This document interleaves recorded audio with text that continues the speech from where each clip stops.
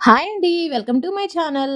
ఈ సంక్రాంతి సంబరాలు, అంబరాలు దాటి ఉంటాయి అందరికి. హ్యాపీ సంక్రాంతి అండి. సంక్రాంతి అయిపోయిన తర్వాత చెప్తున్నారేంటి అనుకుంటున్నారా? అదేం లేదులే అండి. ఈ సంక్రాంతి స్పెషల్ అయితే మా ఇంట్లో చక్కెరాలండి. అదేనండి జంతికలంటారు కదా! అవి.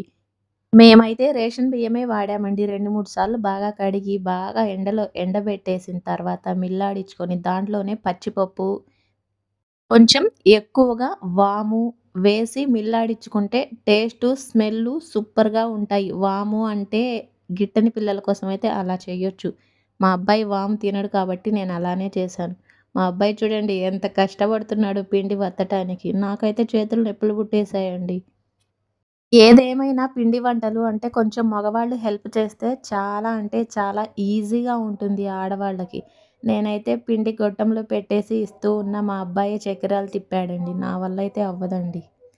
కొంచెం ఎనకటి వాళ్ళైతే మానిక బియ్యానికి కేజీ పిండి అలా కలుపుకుంటారు. అంత గట్టిగా మనం తినలేం కదండీ!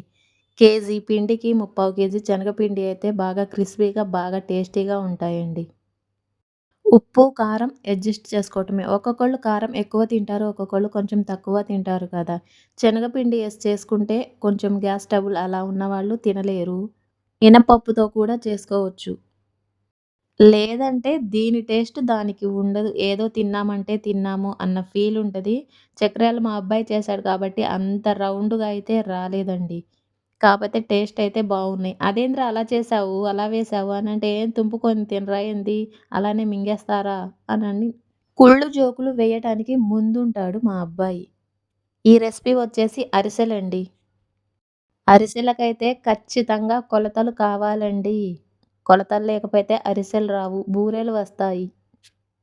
దీనికైతే బియ్యం 2 కేజీలు 2 రోజులు, 3 రోజులు నానబెట్టుకున్నా గానీ తప్పు లేదండి. అరిసెలు ఎన్ని రోజులు నానితే అంత టేస్ట్ ఉంటాయి. కాపోతే ఏ పూటకి ఆ పూట కడిగి పెట్టేస్తూ ఉండాలి. లేకపోతే పులుపు వచ్చేస్తూ ఉంటుంది. ఇదైతే కడిగి పెట్టేసి ఆరేయాల్సిన అవసరం లేదండి. కొంచెం తడి తడిగా ఉన్నప్పుడే మిల్లు దగ్గర ఇస్తే అరిసెలైతే చాలా బాగొస్తాయండి. బాగా ఆరితే పొడి పొడిగా అయిపోతూ ఉంటాయి. దీనికి కొలతలైతే 2 కేజీ బియ్యానికి కేజీన్నర బెల్లం పడుతుందండి. బెల్లం కరిగిపెట్టేటప్పుడు కొంచెం ఫిల్టర్ చేసుకోండి. దాంట్లో రాళ్ళు గనక పంటి కింద పెడితే దవడ దద్దరిల్లిపోయిద్దండి. ఒక్కసారి పిండి పట్టుకుంటే ఆటోమేటిక్‌గా తెలిసిపోయిద్ది పాకం ఎలా ఉంది, ఏంటి అనేసి. దీనికి పెద్ద ఎక్స్‌పీరియన్స్ ఏం అవసరం లేదు. యాక్చువల్‌గా కొంతమందికైతే రాదు. ఉంటేనే మంచిది అనుకుంటాము. పెద్ద పెద్దోళ్ళు కావాలి అని. ఎప్పుడు పుట్టింటి నుంచి కాకుండా మనం కూడా చేసి అమ్మ వాళ్ళకి పంపిస్తే వాళ్ళు హ్యాపీగా ఫీల్ అవుతారు కదా! నేనైతే నెయ్యి దీంట్లో చాలా వేశానండి ఆయిల్‌లో వేయకుండా.